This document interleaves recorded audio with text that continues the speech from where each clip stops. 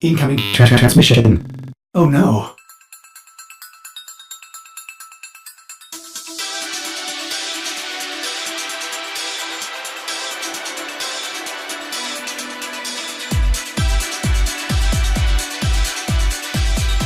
Welcome to TennoTalk, episode 16. I'm your host, Rebecca, and with me is my crazy co-host, Jeremy. Hello!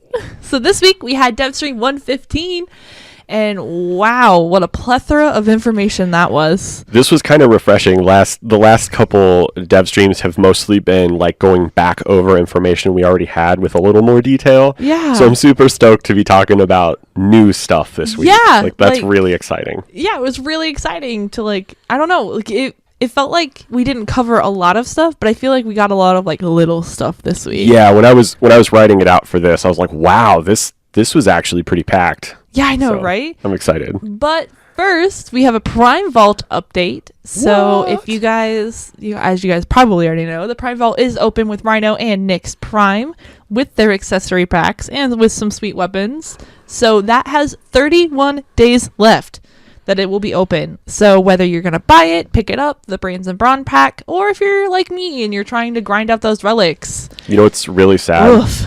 So What? I bought Rhino Prime a few months ago for almost 500 plat. Okay. It was right at 5, I think, maybe Yeah. 490 something. I sold a Rhino Prime last night for 150 plat. So that hurt a little bit. I was like, how far he's fallen.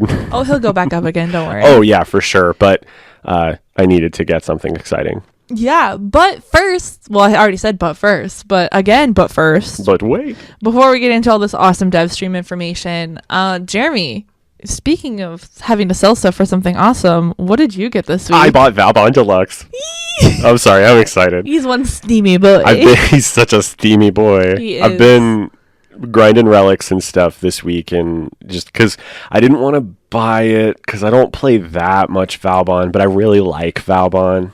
Plus, that deluxe So- is freaking amazing. And the deluxe is so good. So I was It's kind so of cool. going back and forth, and then I went ahead and I bit the bullet last night right before I logged out. I was like, okay, I have enough plat now. I'm just going to go do it. So, Yeah, last night I was streaming some Kingdoms of Amalur Reckoning, which if you haven't played that game, it's fantastic. It was from 38 Studio back in 2011, but that's a whole side note.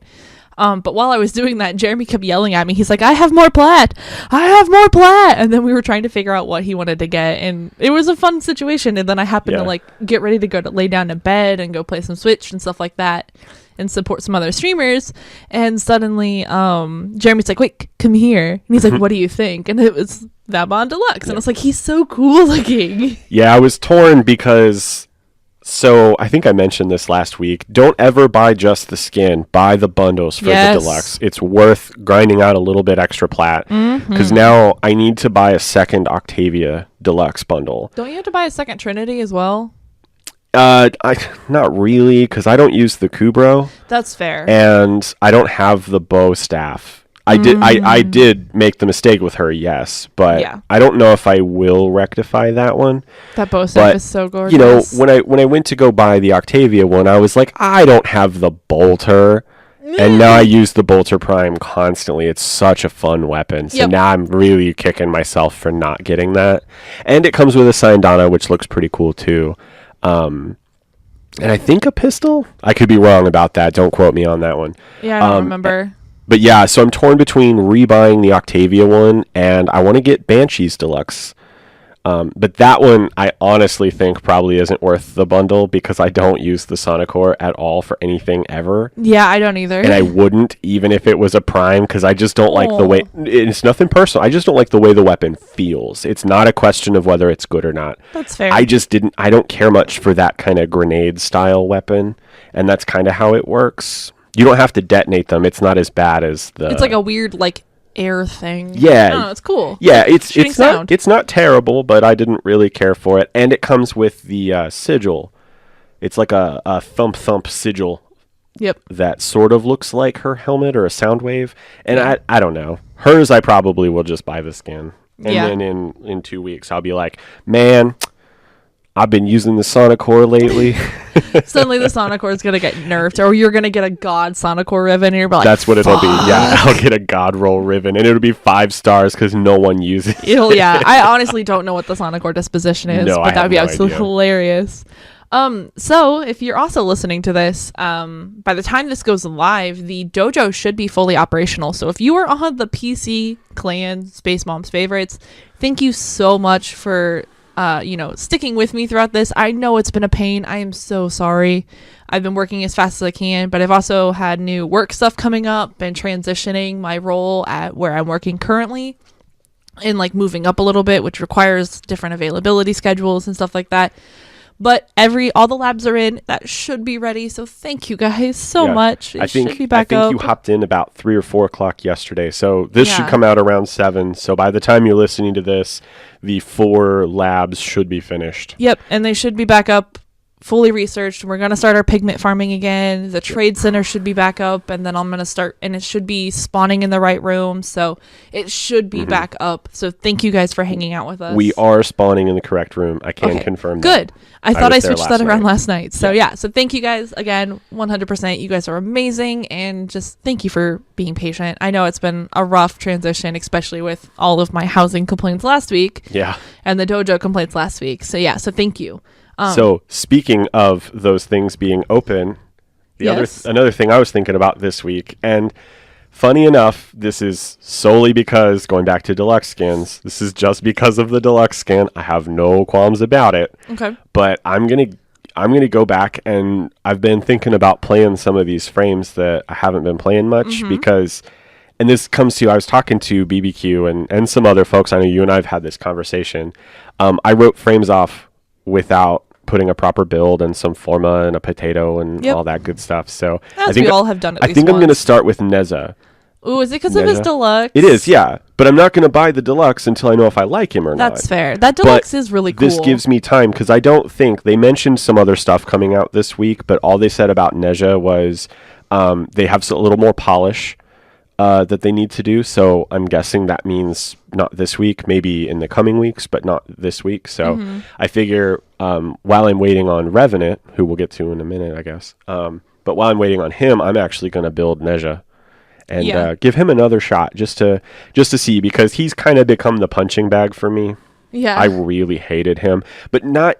And it's weird too, because it's not that I didn't like him, it's that I didn't see a purpose. His skills seem mundane, I guess. Like they just didn't. Nope. They did. Oh, I know I'm wrong. That's the thing. That's why I want to try him out again, because everyone I've talked to about this is like, no, you're wrong. Neza's fun. Neza's fun. He And I'm is like, fun. no, he's just a speedy boy with soap on his feet. Like, why is that? Like his skills, and they're like, no, just play him. Yeah, just So try I'm him. gonna Give play some him. augment mods Yeah. for him. He's fun. So something else this week that you guys, at least on PC, and I'm so sorry, console listeners, I hope it will get to you soon. Oh, it will. It will. But Frame Fighter got released. And holy shit, this game is fun. It is super fun. A little clunky, It's clunky as hell. but I will say, for me, it's clunky. But I also have not played fighter games before. I think the last like technical fighter I played was Super Smash Bros. Like for the way back when. And that's nothing like, this is more like Street Fighter 2 this is like or Mortal Kombat, Injustice. This is very like side-scrolling fighter style, not like Super Smash Bros. I think they call Super Smash Bros. A platform fighter. Yes, because you can jump around on different platforms. It's not like a 2 people enter, 1 person leaves type of thing. But but it's really fun. We actually on Friday spent a lot of time on stream, like going around and collecting all the frames and stuff like that, and it was really cool, and they were really fun, and I like their abilities. So it's like a little fun thing. And I have learned that I'm secretly really good at them, and I'm really good at grappling. Also, you get to keep your fashion frame. Yes. I did not expect that at all. Which looks really well. They did a great job of translating the fashion frame over. Like, I'm impressed. So my 2 complaints, and one of these, honestly, my first complaint is that it's really clunky, but we were not playing on a controller. Yeah, so we were playing on mouse and keyboard. We're going to give it a shot with the controller. We've got Xbox controllers for the PC, but I think I'm also going to try to get it on the PlayStation account. I've got some work to do before I can even unlock Samaris, but I'm gonna try to get on the PlayStation just to see, like, with the natural controls set up, see if it runs a little better. So yeah. But yeah, that's my first complaint. My second complaint is I want some more maps.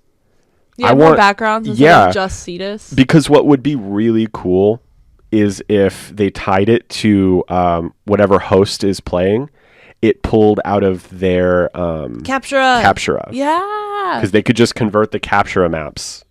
Yeah, and then you could like have a little bit more customization where you could put it on like random, or you could pick your favorite map that you like to fight on. That would be really cool. And but a pro for this, and I'll be doing this as soon as I log back in this evening. I went to someone's dojo last night while I was trading, and they had put the Ludo thing, I forget what it's called all of a sudden, Ludo, whatever. They put it in the dojo. No way. You can put them in the dojo? I'm going to put mine in the dojo so that everyone can use it. Don't put it in just yet. Well, I'm going to donate it to the box. Yeah, donate to the box, and I'll get that put in this week. Now, I don't know how that works. I imagine it doesn't matter because, like, you could come to mine and use mine from my ship. So I assume it still just gives you access to whatever characters you personally have unlocked. So I mean, if we can set it up in the dojo and have little, like, mini tournaments in the dojo, like, that's just gonna make my day. Yeah, like 2 people go queue in really quick and do like a bracket, but everybody hangs out in the dojo to do it, and then comes back after they're done. Dojo. Yeah. Oh, that'd be so cool. I want to set something up like that. So, oh my god, 2 frames enter, 1 frame leaves. Exactly. Yeah. So once we get the dojo, like a fun, like, fighting game room set up. We can make like an altar in the middle so that, like, the players circle around, and then the 2 people go in the middle to use the thing. We can have a good time with it. I think that would be super cool.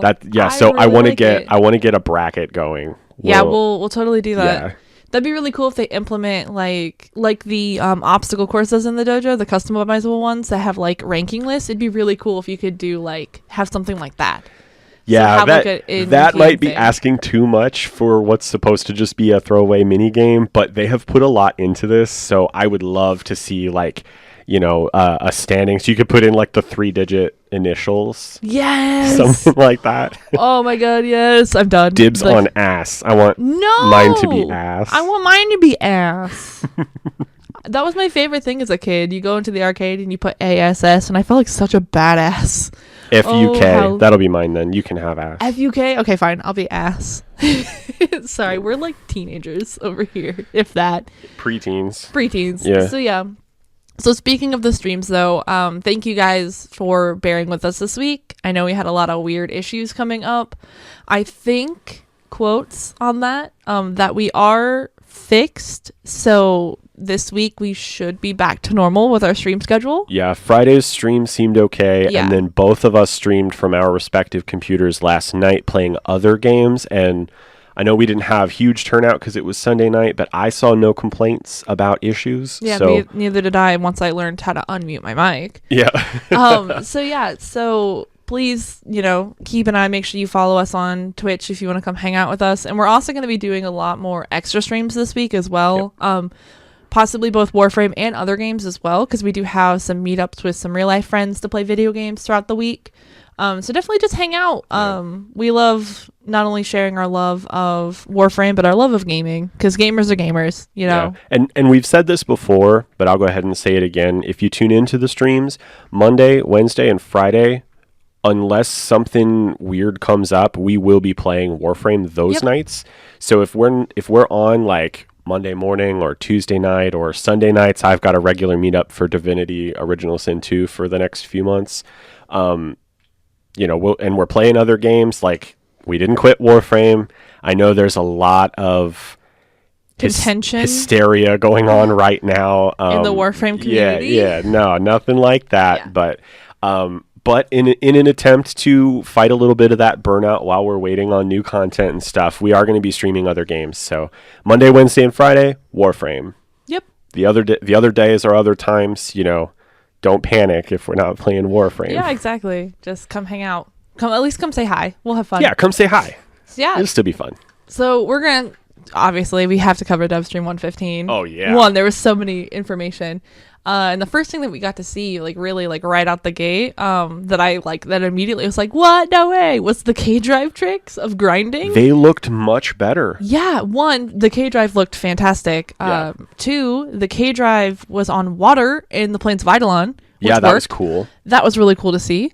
And then there was talks of like a ginormous fish coming up and like swallowing you, and like jokes about spearfishing off of your K-Drive and like deep spearfishing. Like, I don't know, that would be really sweet. Really, really sweet. But the grinding is in. And the grinding sound effects are really cool, and it looks like grinding is going to be hard. Yeah, because the video they played first made it look pretty easy. I was like, Yeah. oh, because honestly, what I figured is like some games, like, you know, I haven't played Tony Hawk since like PS2 era, so if they've changed, I apologize.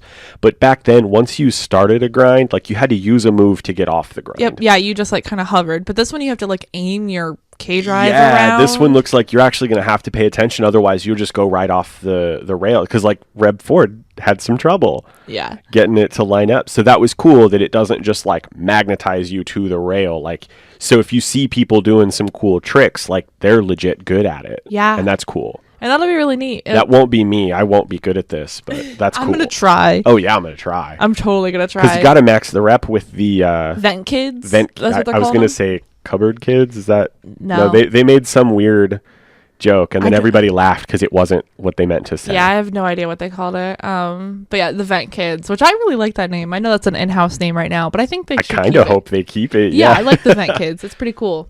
So also the official soundtrack and the We All Live Together song are coming to streaming services like Spotify. I think they mentioned iHeartRadio. Yeah. Like a bunch of random places. Yeah, it was a lot. Yeah. Which I know if you're like me and about once a week you go to YouTube and you pull up the We All Live Together and you always click the wrong one that has the audience in the background screaming over your favorite part of the song, which that's okay. It was a really awesome moment to watch on the stream, but for me, you know, I just wanted to keep listening to it on repeat. So it will be available soon. So for all you We All Live Together fans. My favorite meme I've seen in a long time has Jason Voorhees like walking through the house and this kid's like hiding around the corner, and Jason Voorhees is like cold, and then the kid like out from the corner is like the air and water flowing. I know, I loved it. I loved it. I saw you tweet that out. That was so funny. All I could think of was like, yeah, this is Wuxi and half the community. Like, I know, right? all of us. We just can't stop. We can't. We just have to do it. You can't let that line go unfinished. I know, right? And they also said that there's some, they partnered with FanForge merch, which I didn't know about this place until I like looked it up after this, which is really cool. Yeah, I hadn't looked at any of this yet. Yeah, the FanForge stuff is really neat. So a lot of games have kind of partnered with them. And I know like Guild Wars 2 is on there. Steven Universe has a section on there and stuff like that. So it's really neat stuff. That's awesome. I know, right? And there's a whole section of pugs, which I thought was so cute because I have a pug obsession.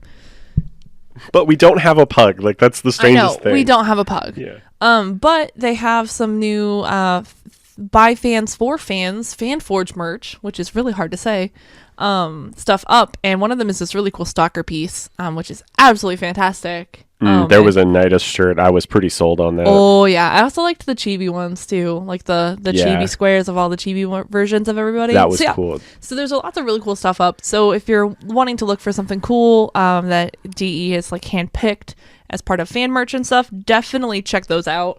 Like I said, it's definitely worth looking at. And it looks like they're still taking more stuff for like mouse pad designs and stuff like that, which if they come out with an extra large Warframe fan mouse pad, it's mine. Oh yeah, for sure. Like, because one, I just spilled coffee on my mouse pad, which is actually a Dice Wars something.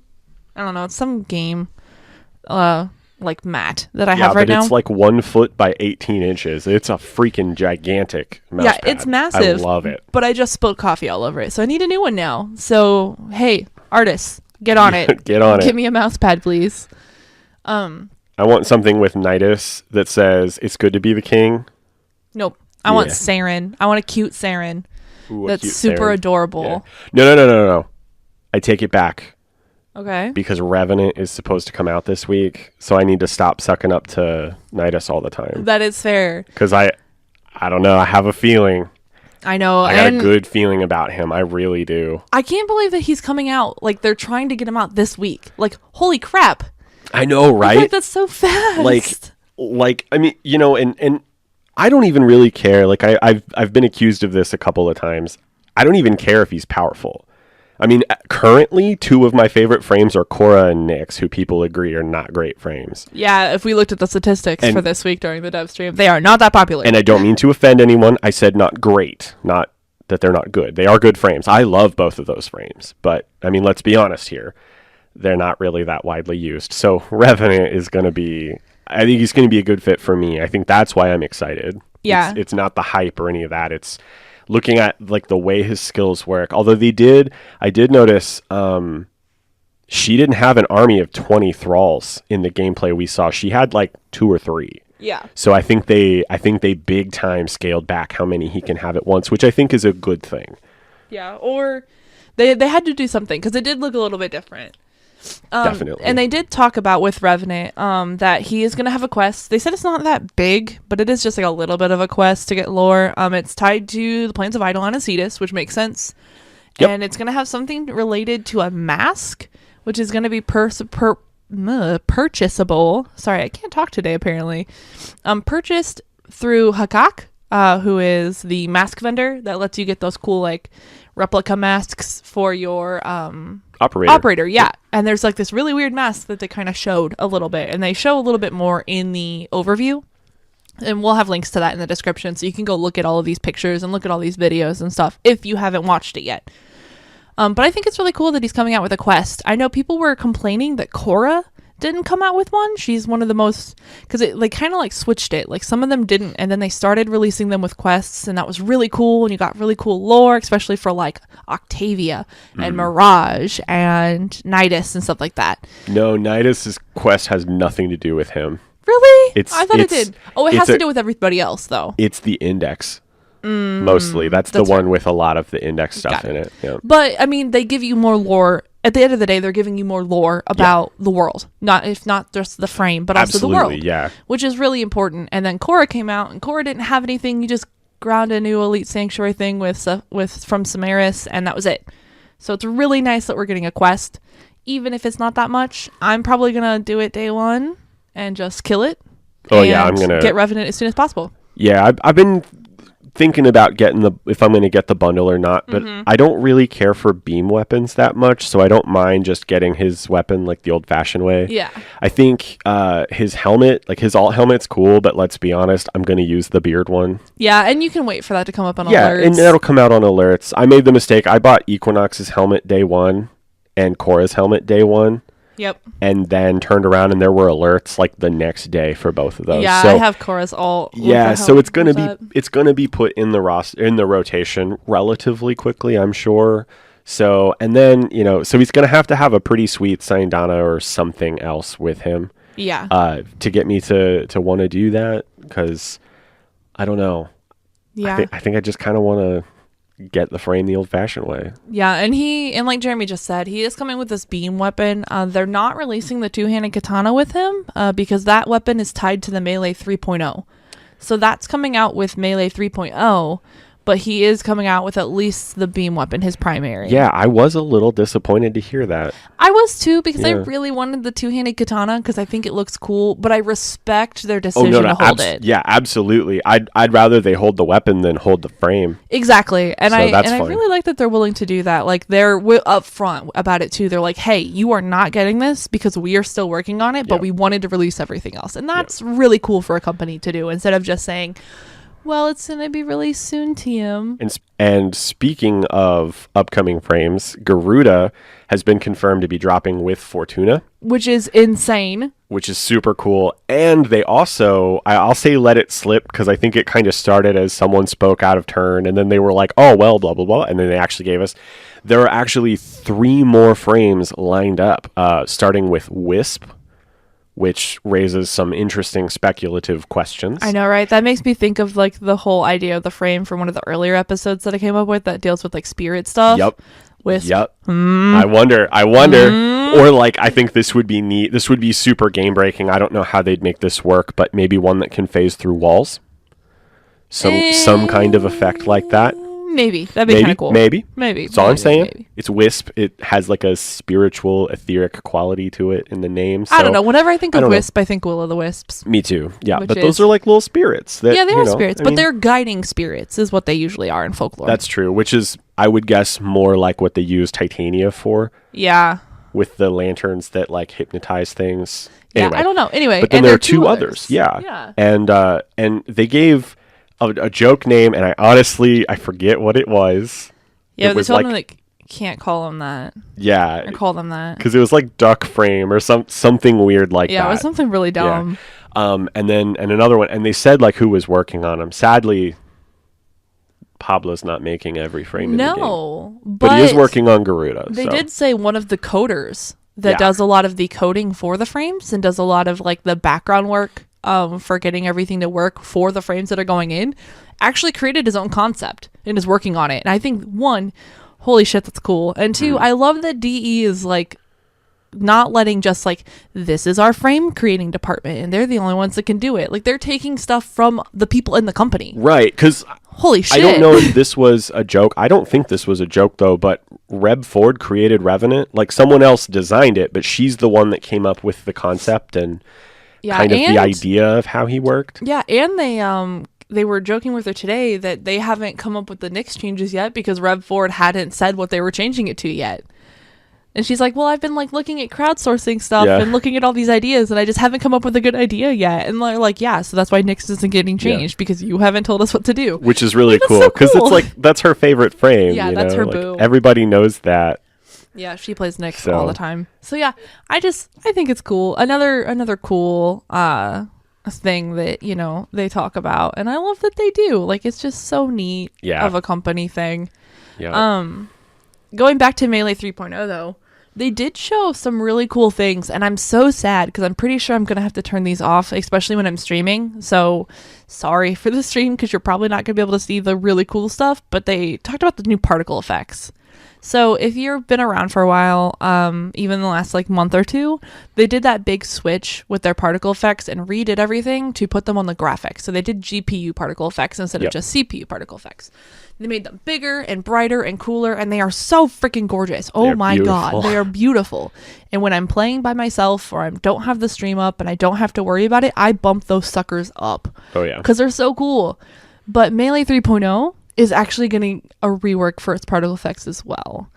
And the cool thing about it that I really hope that they do with like go back and implement with more weapons instead of just dealing with energy colors but give them cool particle effects is some of it's going to be based off of the elements that you put on your melee weapons. Yeah, they showed like they used the Jatka tag, and which by the way the heavy or not heavy blade, the hammer stance they used looks fantastic. They used both. Yeah, the first one she used, it was so quick and a lot of spinning. But yeah, so they put a fire mod on it, so there was actual trails of fire, and then they put the cold mod on, so it was blast, and you could see it like warping the air when it hit, so it felt like, you know, like a blast, like kind of effect to it. It looks good. It looks really good. Yeah, so it's gonna be really cool because like people can see that type of stuff. You know, if I have my particle effects up and Jeremy comes in with like a 60-60 of everything on and he's doing like radiation and viral and corrosive or magnetic, like I'm going to be able to immediately tell what he's using based on his particle effects. Let's be honest, I'm not using magnetic. That's fair. Doesn't matter. I want to see what the particle effects look like for magnetic. And if we're running index, you are damn well running magnetic damage. Just saying. I'm not. Bro, you're so mean. Magnetic I'm using is good. viral because it's always a good option. It's never a bad option. Touche. But it just looks really freaking cool. I think this is such a small thing though. Like, one, they're doing the rebalance, which is fantastic. They're reworking how all the combos work. It looks like it's going to be so much more fun to play. Just as far as like an enjoyment stance, but then to go back and do something such a little detail that's going to make such a difference. Like, holy shit, like this is going to be amazing. And I'm so ecstatic for it. Like, this is just something that's so neat. You know, this is something that's just so neat, and it really just makes it more immersive for me. You know, like at the end of the day, like, yeah, it's something so small, but for me, it's just like, that's like the fine detail. That's the project of love right there. Yeah, for sure. So yeah, sorry, I won't keep rambling about how much I love this because I think it's so cool. Even though I might not be able to enjoy it because my PC, my processor might not be able to handle it. My graphics card can, but everything else can't. But I don't know. I'm just so excited. I think it's so cool. So elite alerts are coming to the game. Yeah, this shocked me. I did not see this coming. I didn't either. Yep. Because I know a lot of people recently, some of the contentions with the community has been complaining about endgame. And not having a true end game or anything like that. But these look like they could be an end game. Yeah, so it was an alert, and she did a survival. I doubt they'll all be survivals. Yep. And the level bracket was 80 to 100. Yep, which is sortie level. Which is sortie final level. Sortie level. And it's also, like, as a survival mission, if you look at, like, Mott survival, Mott doesn't start at 80 to 100, so you're kind of skipping ahead like 30 minutes or so into Mott where this picked up. So kind of like a little bit of a fast forward to the actual end game way of things. Yeah, plus... But what's really cool... I'll let you keep going, sorry. Yeah, what's I'm really excited. cool is you only get one life. Yeah, now obviously they said if you go in with multiple people, you can res each other, but once you're dead, like you're done with your bleed out, you're gone. Yeah, it's done. It's like Battle Royale up in there. You might as well drop the party. You shouldn't. Right? Do not drop the party. Yeah, Post migrations are still a real thing. Yeah, we are still peer-to-peer, not server, so don't be a dick. But so freaking cool. So like this is for all the solo players out there and like the duo players that do alerts by themselves or only run with one other person. This is going to be hard. Yeah, this is going to be really fun. Plus I'm really looking forward to it. Yeah, plus they have their own rewards, which they tried to do it. Reb tried to like finish the mission, but she kept dying because she also got invaded while she was doing it by the G3. By G3. Yep. So, and they killed her. She almost made it, but they killed her. But one of the really cool things that they're adding with this is a new emblem. So I know a lot of people don't run emblems because you can have like your alliance emblem and your clan emblem, and like there's like a Katir emblem. So there's not too many in the game that I, at least from my experience, know of. But what they're doing is when you complete your first one, you get an emblem that's going to be like the projection off your shoulder. And as you do more of them, it changes and gets brighter and gets like cooler. So it's kind of like a badge of honor. Like you finish a bunch of these and you have the really boss ass emblem and you go into a mission and I'm see that I'm like, holy shit. Yeah, I will absolutely be running one of these emblems. Oh yeah. I'm really gonna this is gonna be, hopefully this comes out before Fortuna so that we can use this sort of to bridge the gap a little bit. Yeah. But I'm personally gonna hit this pretty hard. The other really cool thing is it rewards high levels of credits and endo. And I know a lot of people think that kind of sucks because they don't need endo, but I'm super thirsty for endo. I need so much of it. So I am excited to see. I think the one she was running said 500 endo. Yeah. And I don't remember how many credits it had. It was quite a bit. Yeah. But at the same time, for the people, let me interject here and take that apart for a second. One, the people that say they don't need endo are liars. Filthy liars. One, have you leveled your Umbral mods all the way up? Have you seen how much that costs? Random thunder. Sorry, we are recording during a thunderstorm. So if you hear any thunder or raining in the background, that is why. Yeah, it's rolling in right now. Yeah, so we are literally getting a thunderstorm coming in. But we won't let some rain stop us. I know, we are. I say that as the power goes out or something. Please don't jinx us like that. But one, if you say you don't need it, you're a liar. Two, no, don't be that mean. There are some players, like I can think of a couple in our Discord. I guarantee they don't use endo. That's fair. But there are people who do that for money, and I know some people personally that do this, where they save up their endo, they buy or farm for ducats and stuff, get a bunch of primed mods or corrupted mods that people want, max them out, and then sell them for plat. Yep. And then they become my sugar daddy. So getting 500 endo at a time, that's pretty nice. Yeah, it's not bad at all. Especially if you think like, is a rescue or a capture going to have 500 endo? Like that's quick money right there. I know, right? And I can tell you several times where people have come up to us or we've been talking, or Jeremy and I and ourselves have been in this case. We're like, man, we need endo fast. Yep. How are we going to get endo? So we have to go try to find places to endo farm. And doing some elite alerts is a good way to do it. Like, plus overall, I just think these things, not only are the rewards going to be nice and the emblems are cool, but it's nice to have some right out the gate challenging content. With them already being level 80 to 100, they're going to be longer missions. I mean, the defense or the survival she was doing was, most of those were, I saw a lot of like level 90 mods or like 90 enemies. Right out the gate. She got invaded by G3. Yeah. And she had to last like 10-15 minutes. So I mean, these are going to be hard. Yeah, I'm looking forward to this for sure. Oh yeah, I think it's going to be a lot of fun. And it's just something else to do. I like that they're adding stuff in. They might not be groundbreaking, but it's just something, more options for people. For the people that want hard content but don't want to run a 4-hour MOT, this could be a good thing for you. This could be the hard content that you're looking for, or harder content that's not sorties. There's a chance here. So yeah. And one of the other stuff, and they gave Reb Ford a lot of shit for this, but they did bring up statistics. And they're bringing up spreadsheets and diagrams, which the inner me loved it, because I love diagrams. I love spreadsheets. I love math numbers like that. And I like seeing that type of stuff. So we won't go too much into it, but they did show a breakdown pretty much of, based on MR rank, what frames are used most. And this was just a snapshot of 1 week. Yeah, in just one week. Take this with a grain of salt, of course. Yeah, but I thought it was really interesting, like the breakdown. Like MR25 people, Saren Prime was up there really high, and I was very excited. It sucks to see Hello Nyx's.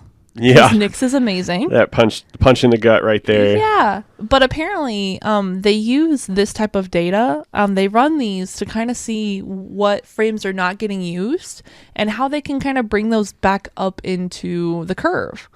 Or maybe, make them a little bit better so people play them more. Or maybe is this like a really good early frame but not a good end game, or like far level frame and stuff like that. Fantastic that they do this, for one. Like, wow. I absolutely love it. Yeah, I want to see the stats. Like, I don't have it pulled up in front of me right now, but as soon as we're done recording, I'm going to go look at Neza, Wukong, Titania, Valbon from 15 to 25. Yep. Because prior to 15, everybody's doing MR stuff. That's fine. But yeah, 15 to 25, that's where I'm curious. Like, these frames that everyone says are garbage frames that need reworks because no one plays them. I'm curious, like, what's no one?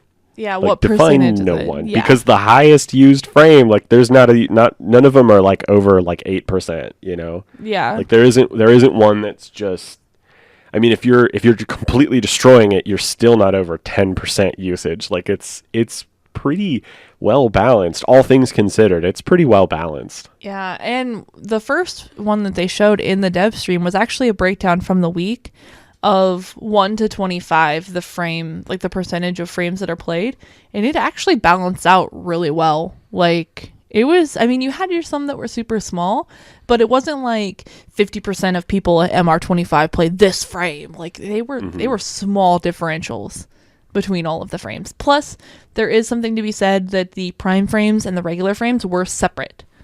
So for data-wise, Saren Prime's number was different than Saren's number, but if you add them together, that will give you the better by frame. And there is like a full Google spreadsheet of this, so we will link to it as well. So you guys can go and look at all of this data. We didn't get to see a lot of it. We just saw a little bit of it going through. But there was a lot of really good information in there. So definitely check it out. And, let us know what you think. If you are shocked, because I was actually shocked by a lot of it too. Oh, I stand corrected. Oh, did you just pull it up and look? Overall, across all MR ranks combined, Excalibur has 11%, 11.39. No one, I think the next closest one is 5%, and it's Umbra. So that rolls into Excalibur. Yeah. So, and then 0.06% for Excalibur Prime, but that's kind of to be expected. Of course, yeah. Yeah. But yeah, that's cool. Yeah. It is really cool seeing the numbers. Like I said, as a numbers junkie who likes to see breakdowns like this was wonderful. It's kind of like a glimpse behind the curtain, but not really behind the curtain a little bit. You just get more raw data than you normally would, instead of them just saying, yeah, Rhino Prime is the best. Like, you actually see the numbers, which was fantastic to see. But yeah, definitely check it out. I'd love to know if you guys were shocked or surprised by any of the numbers. I'm probably going to be doing a more deep dive into that this week and really taking a look at it. Because I only had time to gloss over it, essentially. But I really want to, like, deep dive and really get into those numbers and see really where everything lines up. Yeah, I think for me, the most interesting thing I want to look at is, like, pick a frame. And then, like, what MR rank is that frame used the most? Ooh. That is interesting to me. Like, Necros gets, like, just real quick looking at this, Necros was used the most by MR20 players. Interesting. Why MR20? Grinding, I imagine. It's funny that, like, MR20 of all of the other raids, like, MR20 players used him the most. Like, I don't know. It's interesting stuff to me. I like these numbers. Like, I'm not like a number cruncher when it comes to, like, weapon damage stats and stuff, but, like, this stuff is super interesting to me. Yeah, like population breakdowns. Yeah. Oh yeah. I loved it in any MMO we ever played where they showed, like, how much of the population plays warrior, how much of the population plays white mage. That, of all of the things to love or hate about the game, that was my favorite thing about Black Desert, is every year on the anniversary, they release the stat breakdowns to who's playing what classes, who's playing what genders, who has what weapon quality, like, you know, what percentage of the players, and they actually didn't even do percentage for this. They were like, how many players in North America have tier 4 weapons or tier 5 weapons, like, yeah, and it was like 20 players, and yet, you know, the internet makes you think, like, if you don't have, you know, level 5 weapons, like, you're just complete garbage, and then it's like, no. Yeah, exactly. Everybody talks big on the internet. But yeah, and I know Final Fantasy does their census as well, breakdown by server, and, you know, like, what does this region play the most? What does this region? And I love seeing that type of stuff. So to see that in Warframe on PC, and I mean, this data is PC only, just so you guys are aware. They didn't pull the console data. They just pulled the past week on PC. Okay, I actually missed that part. Yep. This is PC data, not through all platforms. But I don't know. It's just really cool to see. I like that type of stuff. I think it's fun. It doesn't change my opinion on frames, but it does. It kind of. No, yeah, this shouldn't change anyone's opinion on frames. Yeah, but you know, it might give a little people solitude if they are really into Neza, and they're like, yeah, Neza doesn't suck so hard. Yeah, you feel alone. You're not alone. You're not alone. There are other people that play your frame. Trust me. All us Atlas lovers, we're out there. We're just hiding.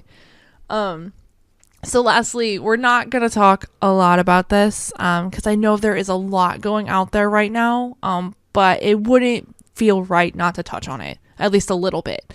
And that's the login rewards. They did touch on this on the dev stream, that they're looking at making them more of a choose your own adventure style. So once you hit those mile markers, you have access to choose from different rewards. And they even talked about maybe letting those being tradable so that people could trade those around or trading them in for a special currency. So there's a lot of talk about trying to change this so it's not like you know, just something kind of the way it is now. They're looking at trying to change it and make it a more rewarding and enjoyable experience. So I know if you watch any sort of Warframe content, you've probably seen everybody's opinion on this. Everybody's talked about it. So we don't want to harp too hard on this. We don't want to get into it too hard, but we do want to bring it up a little bit. I prepared a statement. Yep. I'm going to read said statement. Yep. I appreciate that everyone has different opinions, but the fact that so many people on either side of the fence are acting like whiny little entitled brats is super disheartening.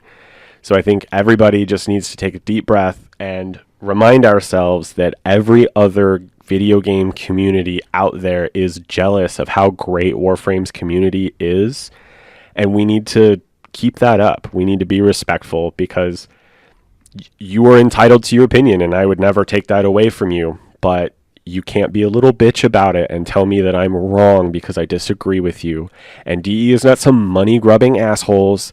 They're not doing this because they hate the vets. They're doing this because they think this is what's best for the game. And if it's not, we need to tell them. I support that. But there's no reason to be disrespectful. And I'm really disappointed with a good chunk of the community after the last few days. I'm really upset. There has been a lot that's come out, and it is really upsetting because I know we're not vets. Jeremy and I are not vets in this game. We haven't been around that long. So, and I know to some people that will immediately write our opinion off because we're not the ones that are getting the 900-day login. We haven't been logging in for 1,000 days in a row. But at the same time, we have been vets in other games, and we understand that mentality of, wanting to feel appreciated for keeping and coming back and keep investing in a game. I get that. But I think at the end of the day, what everybody needs to remember is we're all playing this game because we like it. Because we like this game. And at any time, you can stop playing the game. If it doesn't become fun or you're not happy with it, stop. Don't ruin it for other people. And I know it sounds so mean to say it. I feel really bad saying it. But DE's not dumb. And we've seen this in the past with them.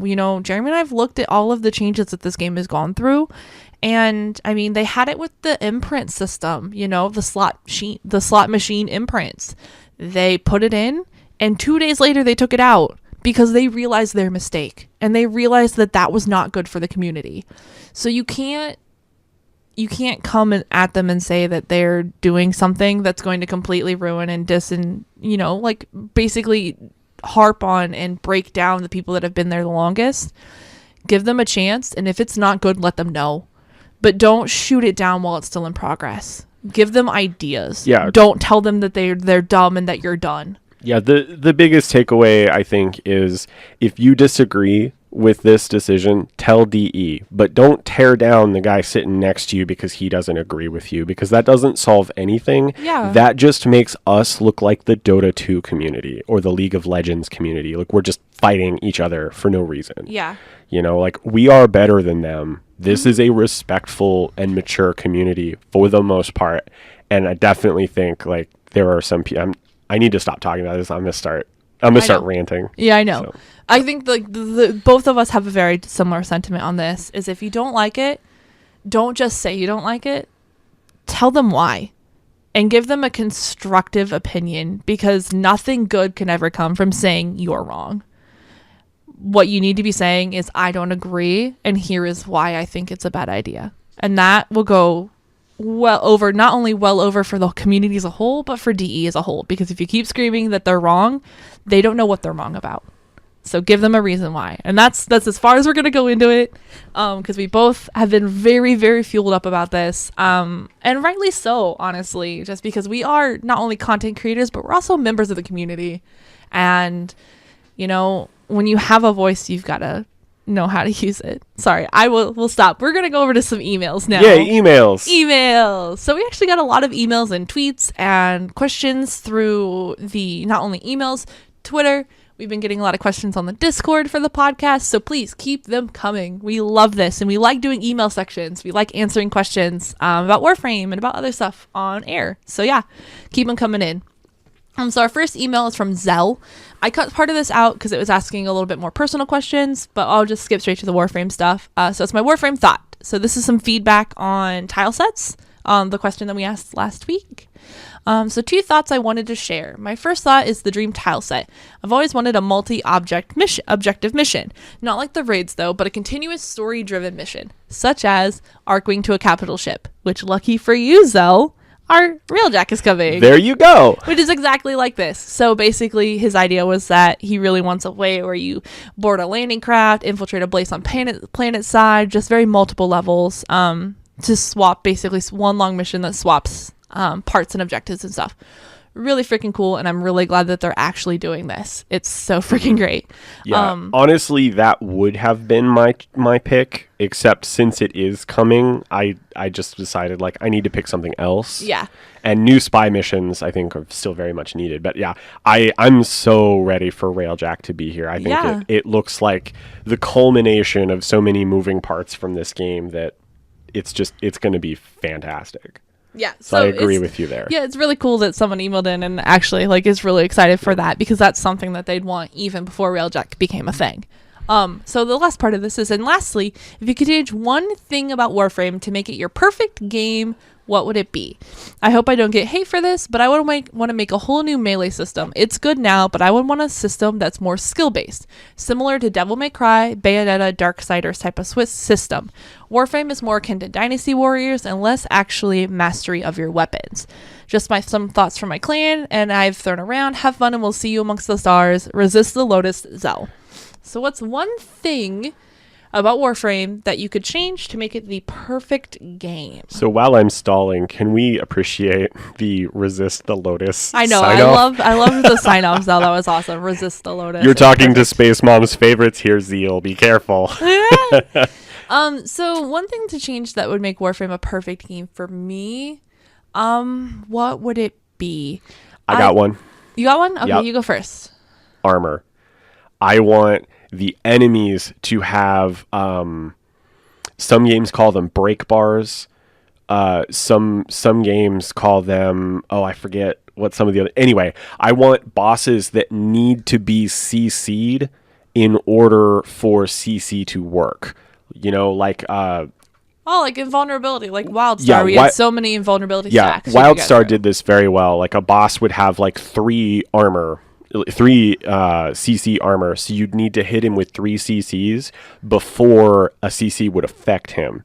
So the 4th CC, so players needed to communicate and work together. I think this solves 2 problems. Bosses can't be swarmed and tackled instantly, and this doesn't even have to be bosses. This could just be like Exilis or extremis enemies and stuff, but you couldn't just zerg them, and this would also give CC frames an active role to play in quote unquote end game content. Actually, that would be really cool to do, like as a variation for like the elite alerts. Yeah. So basically the elite alerts would require you to take something in a little bit better, so that way you're not screwing with the star chart as much, and people can still go and grind it the way they need to, but to get the better rewards in an alert system style, you could create the harder bosses that have more mechanics and stick them there. Because, I mean, and if you think about it, like, you know, right now Valbon can just put up his net and everything gets stuck in the net, right? Or drop his vortex, everything gets swooped into the vortex. And there's not really a reason to use the tripwire grenade or the bounce pad other than, you know, memeing and fun stuff. But imagine if you set up a row of tripwires so the enemies had to run through the tripwires and that took down their armor, and then they got hit with the vortex and pulled into the vortex. Or Banshee's little knockdown scream, her one ability, you could use that to it strips armor with a mod, but you could use it to strip the invulnerability to CC. So then you've got frames working together. Her and Nyx are running around dropping like insta CC stuff so that frames like Valbon could hit them, or, you know, then Nyx or Revenant can mind control them. You know, and then you've got like tougher enemies that are under these CC effects so that everyone benefits. And like I said, it sort of gives, it doesn't really take anything away from like Saren or Mesa, who get a lot of flack for being, you know, they run into a room and they clear it before the CC frames can do anything. It sort of gives the CC frames a role to play without hurting the other frames. That's really cool. So, I like that idea, actually. I think that would be really fun. We were talking about WildStar before the podcast recording with somebody else, and that, like, so that's been in my mind, like, hard mechanics stuff. And I wouldn't want to go too far with hard mechanics with quotes, because that changes the play style of the game. But this just, because there was some talk a few weeks ago about, like, how do we make CC frames relevant again? Yeah. I think that's my answer. Yeah, I think for me, it's going to harken back to last week's episode with changing the dojo system. I think if they made the dojo system more exact and a little bit more freeform, so you had a lot more freedom. And I know that they only have so much available for it, but just giving a little bit more option when it comes to manipulating and having more precise control of like changing like decimal systems and inputting a lot of like the pitch, y'all, all that type of stuff. I think that would make this game head over heels my favorite. Not that it isn't one of my favorite games, but I think I would be more interested and more motivated than, oh man, that looks really cool in the dojo. I'd be more willing and want to do more fun stuff like that if they could just change the control system and give it make it more intuitive for me. So that would be something that would make it the perfect game for me, is just to change that. But thank you so much for this email. It was really cool to think about. I've been kind of thinking about it all week since this email came in. It's been one of those that I've been kind of throwing around in my head a little bit. So thank you. The next one we got was an email from RP Devils. So hello, RP. He said, I enjoy your podcast and your stream. Love the content, but this is my question. What do you think about Chroma Prime and the weapons that are getting primed with him? Thanks for reading my email. I think Chroma Prime's really cool. I don't have Chroma, so I think it's maybe possibly an easier way to get Chroma than actually getting regular Chroma, which will be nice, depending on what you need to build him. I don't know much about the weapons that are getting primed with him at this point, but I'm just really interested. I think for me with Chroma, I'm more interested if they're going to actually do him next, or if they're going to sub him out, because we've talked before about the holiday season coming out and picking a prime frame that would be more marketable. But I don't know. What do you think, Jeremy? I can't wait. I'm actually really looking forward to Chroma Prime. I think his deluxe skin is so good. As far as like my roster of fashion frames, he's definitely one of my favorite. But I'm sad that I never play him. And part of the reason I never play him is I haven't put like a proper build together for him. Mm-hmm. But part of the reason I haven't put a proper build on him is because his Prime is coming out relatively soon. So I don't want to put, 5 Forma on him and then put 5 Forma on the Prime, in 2 months when it comes out or whenever it comes out. So he's kind of been backburnered for me. The other thing that I think is really good is this kind of gives DE a little bit of motivation because he needs a rework. I don't know to what extent he needs one. I think there's still a lot of people who just heard, oh, Chroma got nerfed, so they don't play him because he got nerfed, and maybe they don't really know why he got nerfed or what got nerfed. Because I think he plays fine. He's not fun. He's a little boring, but so's Rhino, and Rhino's still a good frame. So, Chroma has his place. So, a little bit of a tweak here and there, maybe, a little bit of a buff here and there. Like he needs a little bit of something, but I don't think he needs as much of one as, say, like Wukong, Titania, Valbon needs finished, Yeah, it could be something as small as Limbo's change, where they just made, shootable within Cataclysm. I think the biggest thing they need to do for Chroma, and I've got this from people discussing it like in game and on Reddit and stuff, so I think a lot of people agree, is they need to make it so that once you get Chroma's buff, you don't need to stay in his aura to keep it. I like that idea. Because that's the biggest thing is you just run back and refresh it. Yeah, because right now, Rhino doesn't need a ton of range on his buffs because he just stands next to you, pops his roar, and then he runs, and you've got the roar for the damage buff. Chroma, when he puts up his damage buff, you have to stay within a certain range of him. So Chroma actually needs all 4 stats. So it makes some of those good bad stats kind of rough to put on him, which makes building him so his builds don't feel really great. So I've seen a lot of people say just once you have it, you keep it, and he can run away and do his thing.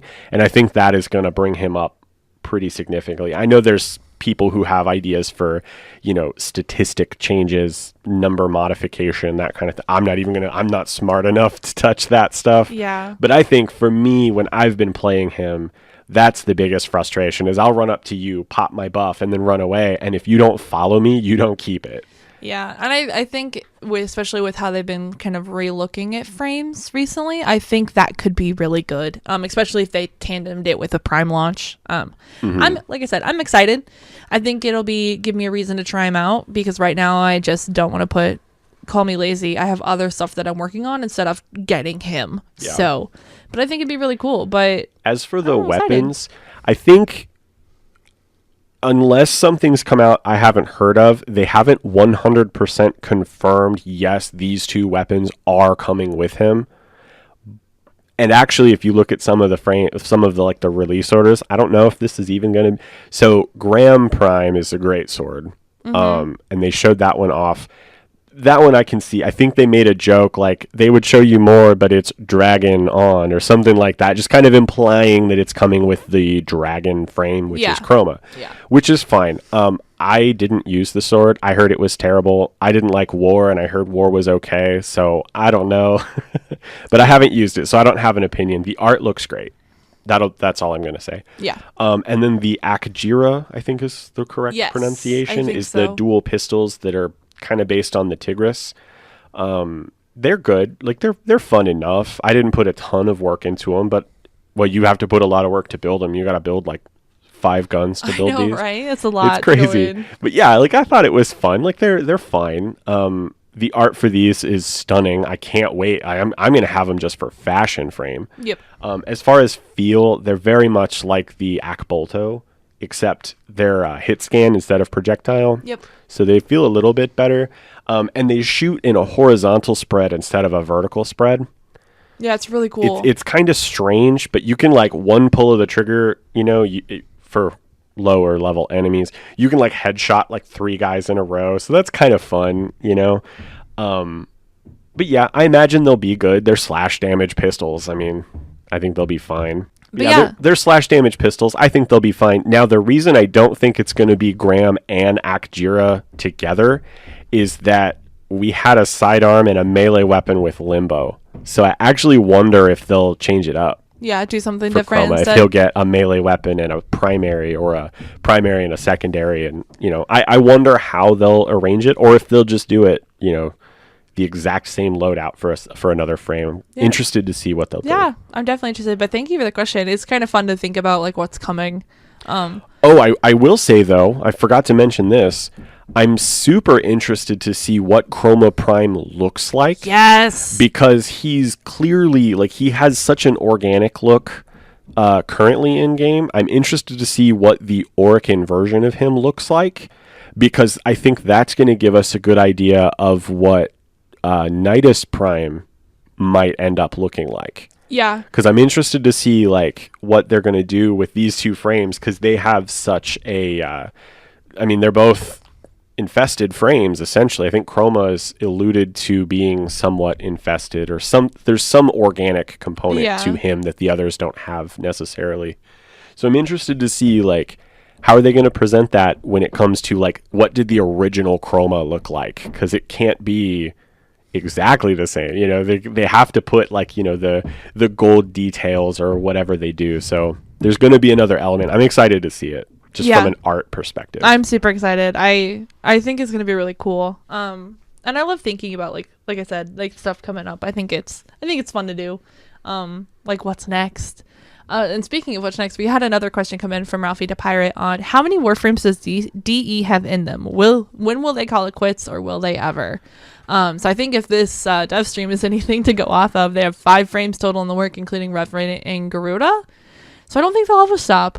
I do worry about Warframe bloat, though. That is a real concern of mine. So, yeah, I think they could keep going. I mean, you could have asked, like, when League of Legends first launched, like, how many do you think they have? They have, like, hundreds of heroes at this point. Like, and I know it's a MOBA, it's a little different, but if you look at it, like, so what I think is going to happen is I think they're going to start making frames, and you can kind of see this with Revenant and Nyx actually right now.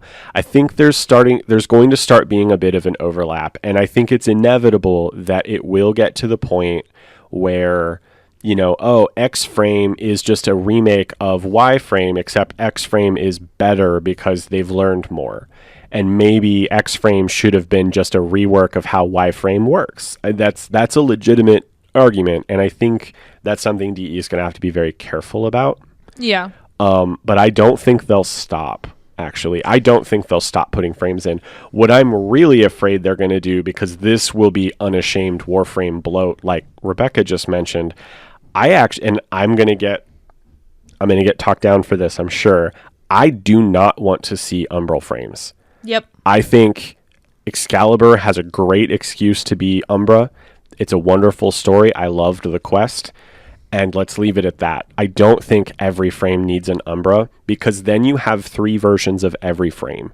And that's just, I don't know. I don't think they should do it. personally. Yeah, I think that's when it's going to become too much at that point. When everybody has a regular frame and a prime frame and an elbow frame, and then I'm like, when does it stop? Yeah. And when does this become just frame collector? Yeah, like I don't want them to go down that road. I want more original frames, even if they can be distilled down to like copies of previous frames.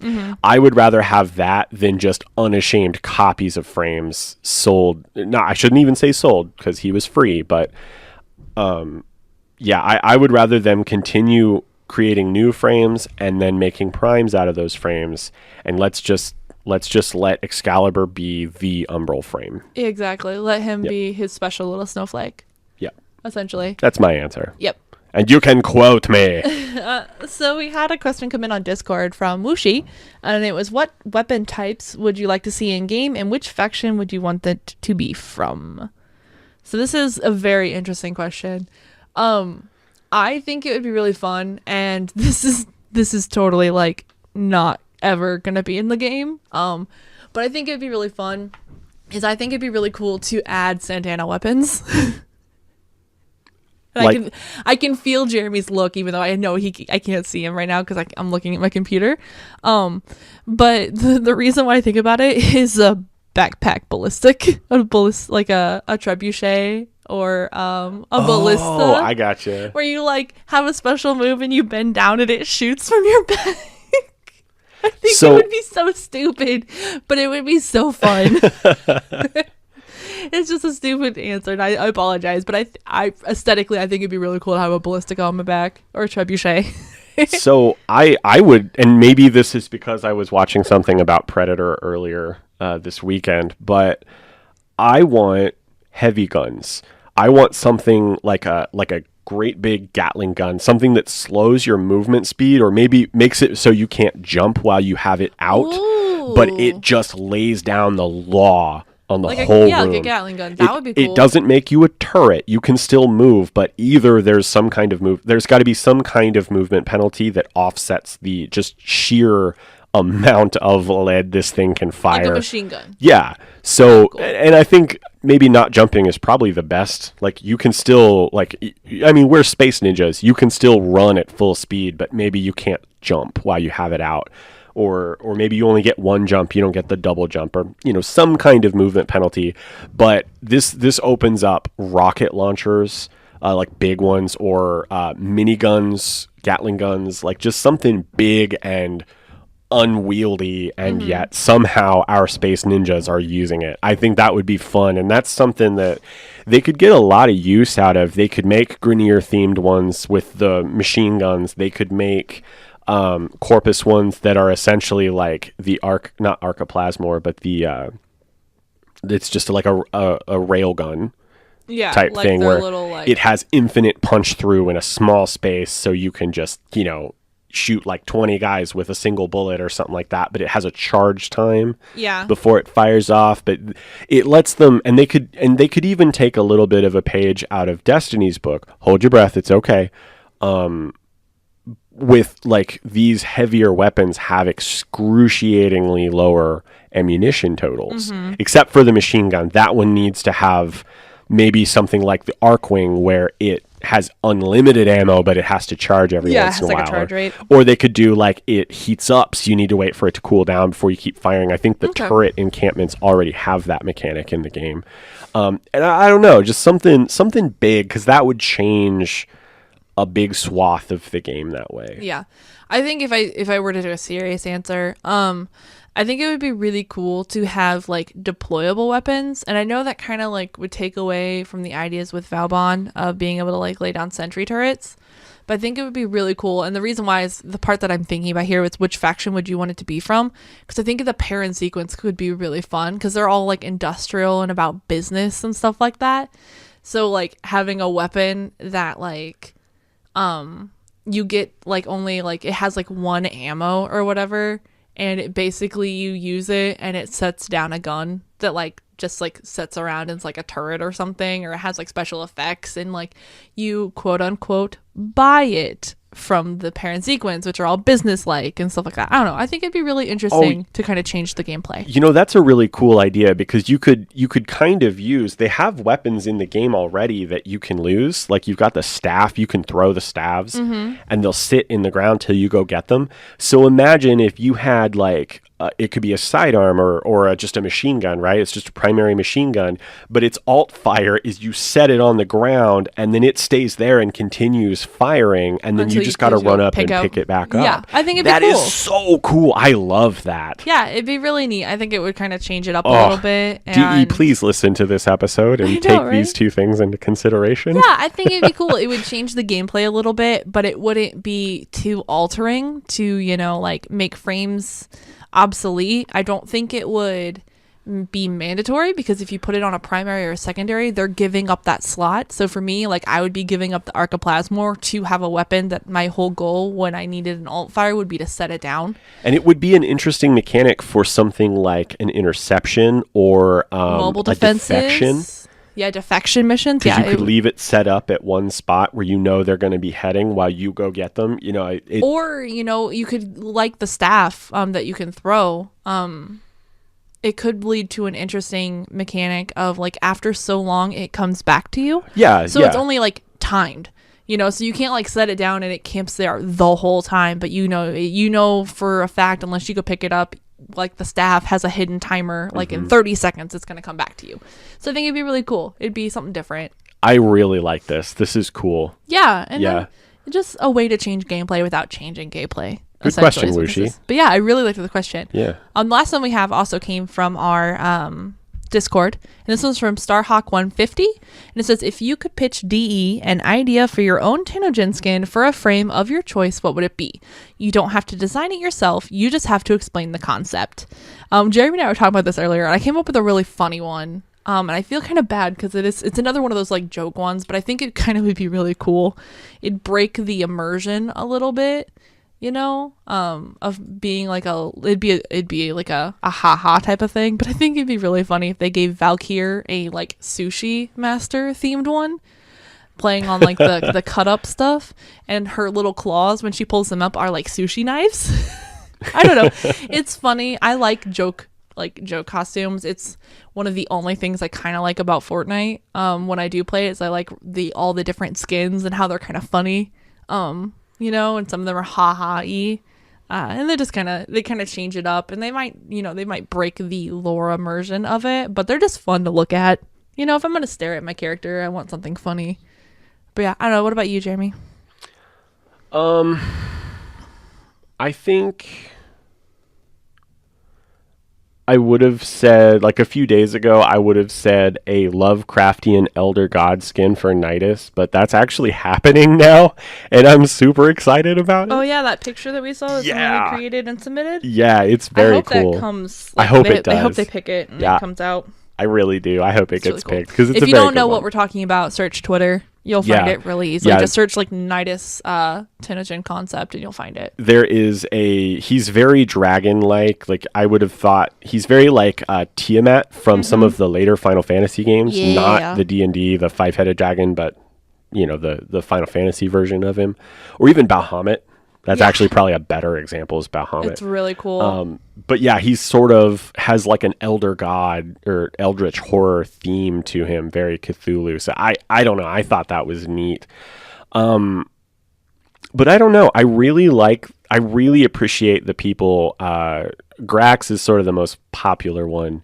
That are taking the frames and like making them based on the other factions. There's been a lot of infested frames popping up for the other frames. Corpus stuff coming in. Yeah, now there's like there was just a random Corpus Excal, and then now there's also a Corpus Nova. So I'd like to see that continue. But if you could pitch your own. Pitch my own though. Yeah, this is a really hard question. One, because neither of us aren't too artistically inclined. But coming up with ideas, like, I don't know, Warframe has such a weird aesthetic, and the Tennogen stuff is so fantastic, but it's also just very weird and different.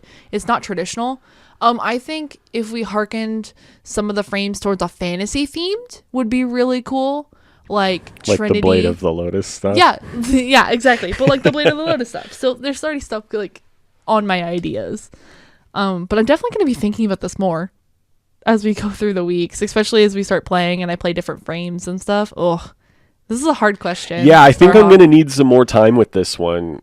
Because I could just say, like, you know, I want a Valbon that looks like Optimus Prime, but, you know, that would be pretty cool. I'm not That gonna would lie, be pretty badass. But, you know, like, you know, but I want to, you know what? Give me a week. I'll answer this one next week, and I'll give you a legitimate answer. Yeah, it's a great question. We'll open up the podcast next week with this one, and we'll give some more thought into it. That's not like jokey, but more like an actual serious thought. Because you know, you never know. Like, someone may like the idea and actually do a mock-up or something. So I want to give you a real answer. Exactly. So. Yeah.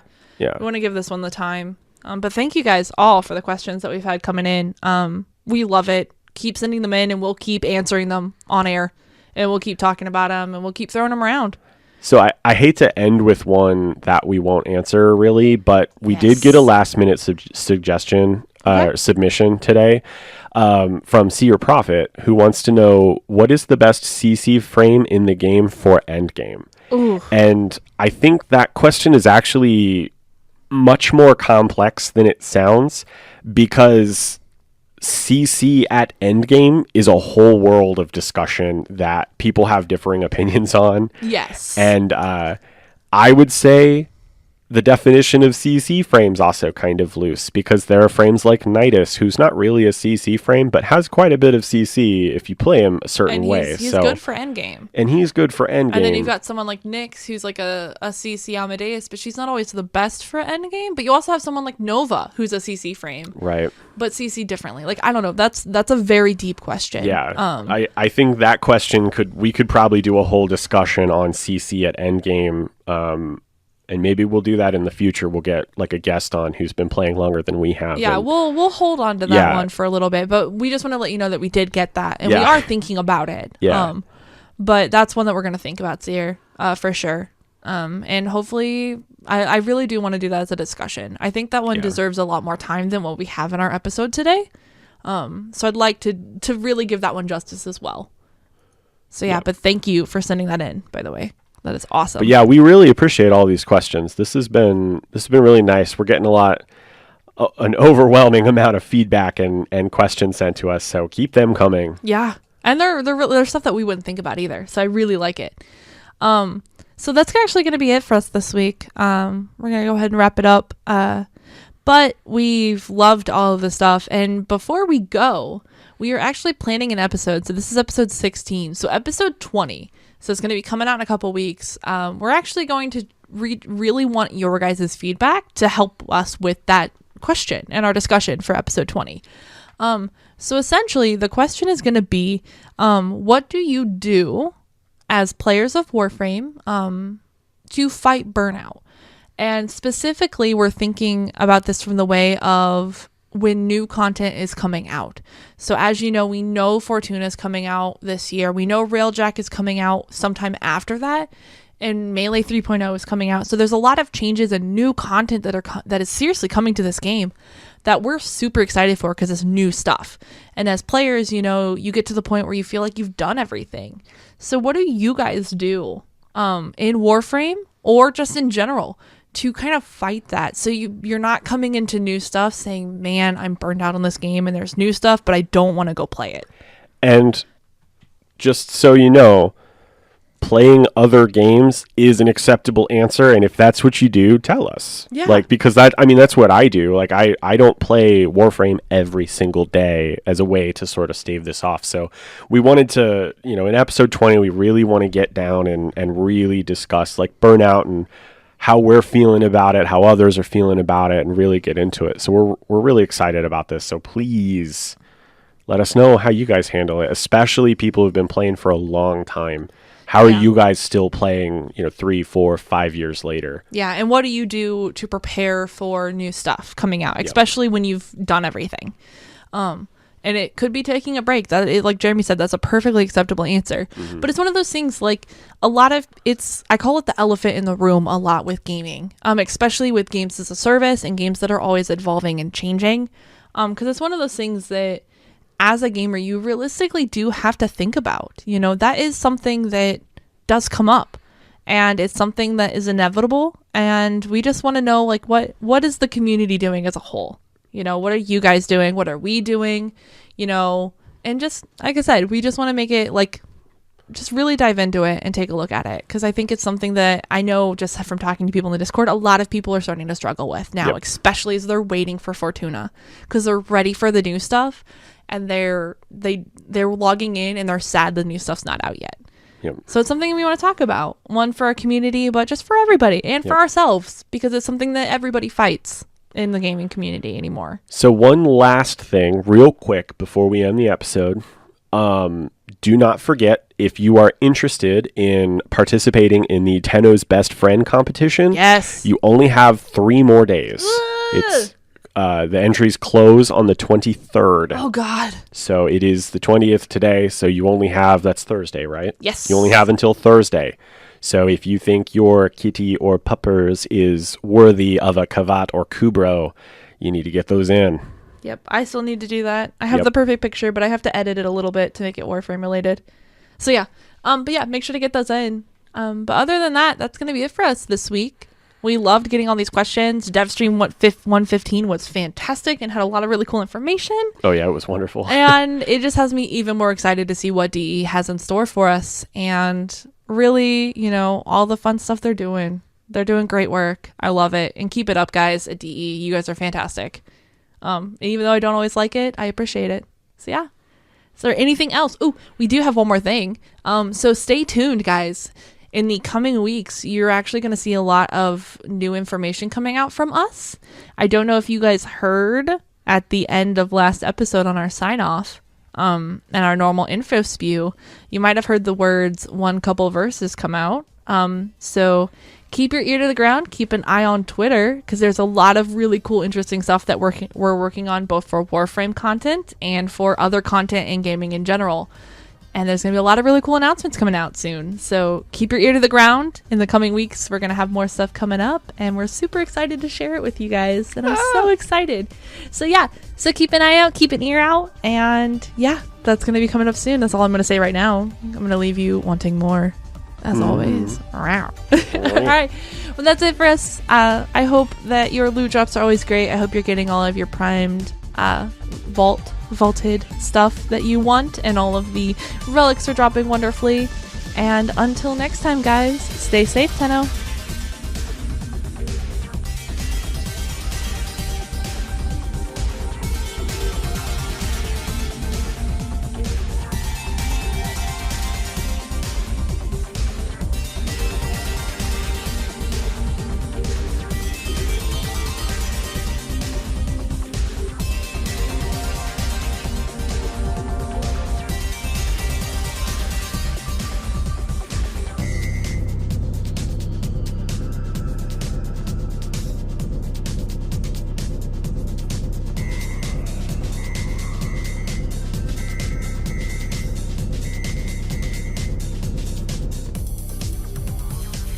TennoTalk is a weekly Warframe podcast produced and edited by Rebecca and Jeremy of One Couple Verses.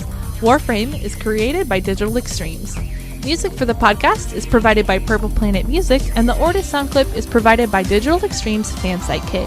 You can email the show at tennotalk@gmail.com and reach us on Twitter at tenno_talk. You can also join us live on Twitch at TennoTalk.